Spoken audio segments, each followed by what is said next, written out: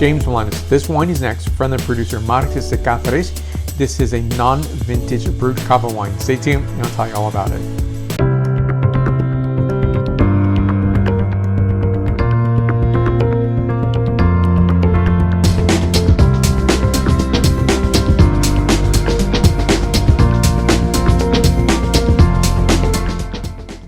So a lovely wine here. I'll tell you more about that in a moment. But, it was interesting.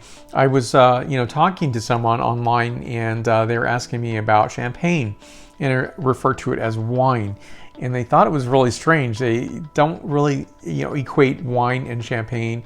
And I would assume that for, other sparkling wine regions like Cava or Prosecco. And, I said, yes, all sparkling wines are wine ultimately. And if it comes from, the old world naming convention, then it still is wine. So I just thought that was very intriguing. So while I am surprised, it's also the point of having open-mindedness on my part and willing to explain that, right? And to not make wine, which has been my mission for a very long time, is to, take away the snobbery from it and to make wine for everyone, or to make wine accessible to everyone. I don't make wine myself. But ultimately, here we go with this wine. Now, before I get started with the actual review, I'll ask you if you would subscribe to this channel. Right up here, you'll see the latest videos that I'm producing. And if you've already subscribed, salute to you. Thank you. And so here we go. Now, this is a really fantastic price point, especially in 2020, where people, I think, are watching their budget much more carefully than ever before, but still wanting to enjoy goodness and the beauty of sparkling wine. And to me, I always say sparkling wine is a gift. I want to enjoy it as much as I can. And so I at least have one glass per week because it's too important not to enjoy life or to celebrate or to, say, wow, it's been a hard week. Let me get a glass of wine. So here we go. Now, Marqués de Cáceres is usually known as a Riojano or a producer from Rioja. And so they've reached out to making Cava wines in addition. Now, this is a suggested retail of $14.99 in the United States. And of course, that can vary from state to state, even region to region within those states. But it's definitely going to be centered in that price point range. So here's the front label. This is an 11.5% ABV wine, the back label for you to look at here. So these have the very traditional Cava wine grapes. That is the 50% Xarel-lo, 30% Macabeo, and 20% Barriada. Really beautiful, gorgeous characterization on the wine here. And, if it didn't have this characterized taste, definitely I could taste this out in terms of knowing that this is Cava, not Prosecco or Franciacorta or Champagne, etc. But to really hone in on the flavor characteristics and just absolutely gorgeous wine where I taste this in Spain when I'm there and I taste it as much as I can because I often find brands there that I can't get here in the US. So it's a wonderful gift to enjoy. And also think about it, just because you're paying a lower price point, you're not giving up quality of the wine. You're getting a really nice wine. So I want to talk a bit about the vinification. And so this is, when I think of vinification, when I get the notes, I talk about it and I really get a sense of quality built into the wine itself.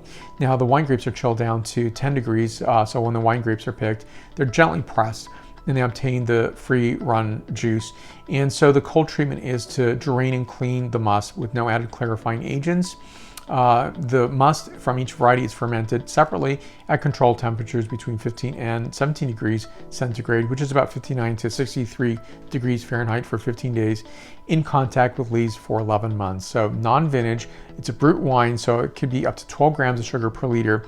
Tasting the wine myself, I thought this is really on the low end, say between 6 and 8 grams of sugar per liter.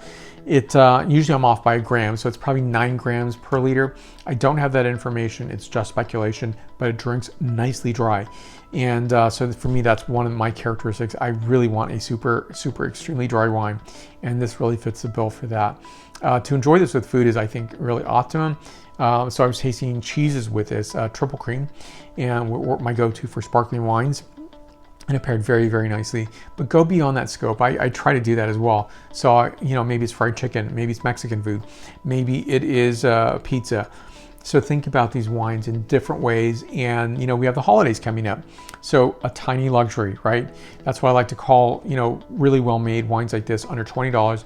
It's also a value price point wine, which I define under $20. Let me tell you about the nose and followed by the palate characterization. So beautiful lemon peel notes, a bit of passion fruit, seashell, and biscuit notes. Next, the palate characterization.